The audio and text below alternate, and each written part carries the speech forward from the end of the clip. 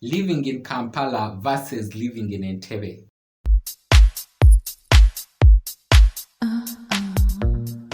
Hi honeys, how are you? Tanya ni Shiloh here, and of course welcome back to my YouTube channel. How are you guys? I hope you are fine, good, amazing and popping. Let me know in the comment section below how you are. Don't forget to subscribe, to like, to comment, and of course to share out with friends and family, especially if this is the first time you are watching my face over here. So you have seen the thumbnail, the title of the video. Today we are going to be doing a little bit of differences between Kampala and Entebbe. So I get asked most of the time this question, living in Kampala versus living in Entebbe.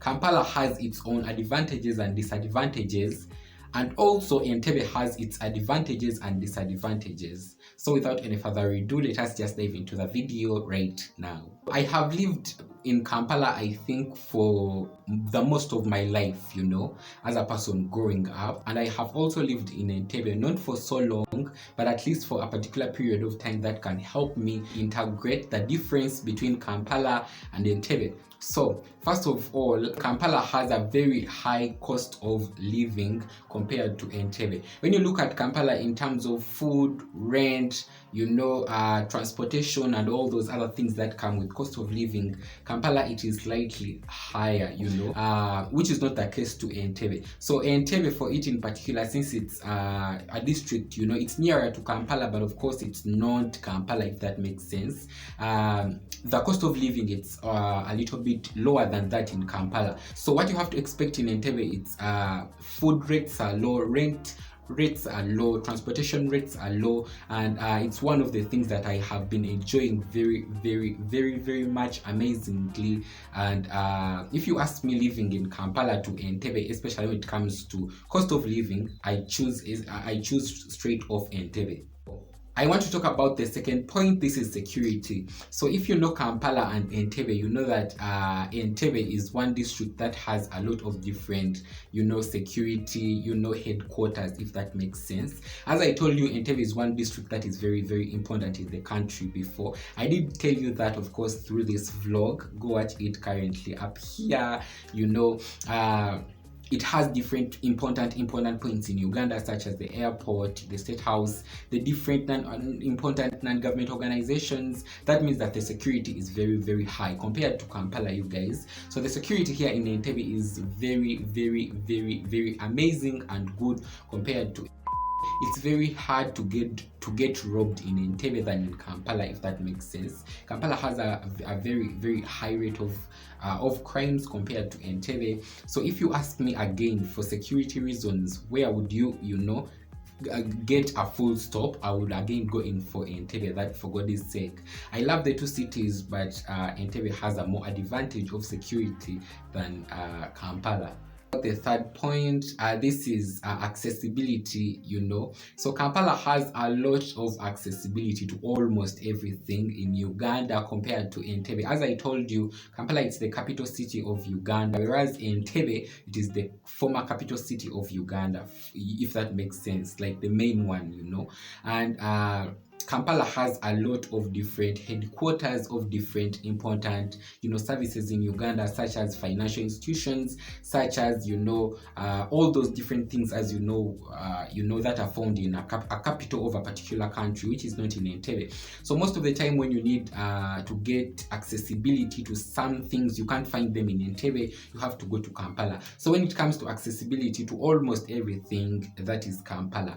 And if it comes to less accessibility to some things, that is Entebbe. And I know a lot of people here in Entebbe who opt to go to Kampala, to conduct businesses, especially business people who sell merchandise, to buy in bulk, to come to sell in Entebbe. So for accessibility, Kampala wins, full stop, period, because of the strong establishment of different, facilities and all that compared to Entebbe. You guys, I actually want to talk about the fourth point. This is diversification in employment opportunities. Yes, so for Kampala, as I told you, it has a lot of different, main and important headquarters of different things within the country, because obviously it's the capital, and that brings in a factor of having a lot of diversification, especially when it comes to employment, which is not the case in Entebbe. So for Entebbe in particular, there is diversification, but it's not as much as that in Kampala, if that makes sense. A person looking out for an employment opportunity here in Entebbe, the chances are almost 60, I think, percent, but for Kampala, I think it's almost 90%. So when you look critical into that, you see that due to the population and the establishment of different things in Kampala, it makes it have a little bit more higher chances of giving employment to different people compared to Entebbe, which has a low population. Last point, this is population and congestion. I know, as I told you, Kampala is the capital of Uganda. It means that it has a lot of population and probably congestion, if that makes sense. Currently, according to the statistics of, I think, from the people who are concerned with population and all that in Uganda, it shows that Kampala almost every day receives almost 1 million plus people who don't live there, but they just come over there to do their business, if that makes sense, which is not the case to Entebbe. So when you look critical between the two cities, it means that Entebbe is less populated and less congestion compared to Kampala. And what does that signal in? So the signal that brings in, if you are looking out for a facility within the city, of course Kampala, it means that you might spend more than you have to spend in Entebbe. So if you are that kind of a person who always loves to live within a particular place that is not congested, Kampala is not for you. Entebbe might be for you. So as I try to sum up this video, I literally do bring it back to you guys. So when you are picking out the city for yourself, try to weigh out both of the sides. Both sides have their advantages and disadvantages, but actually it comes back to you. How do you see both of them? Can you keep up with all the negativity of Kampala? Can you keep up with all the negativity of Entebbe? Can you be able to cope up with the positivity within Kampala? Can you be able to cope up with the positivity within Entebbe? As you know, currently I'm in Entebbe. You don't know tomorrow where I'm going to be. Even myself, I don't know tomorrow where I'm going to be, but I'm just enjoying the breeze, the breeze. Okay, that stay within Entebbe currently. I know tomorrow if I'll be returning back to Kampala to stay there, or even I'll be moving to another district within Uganda.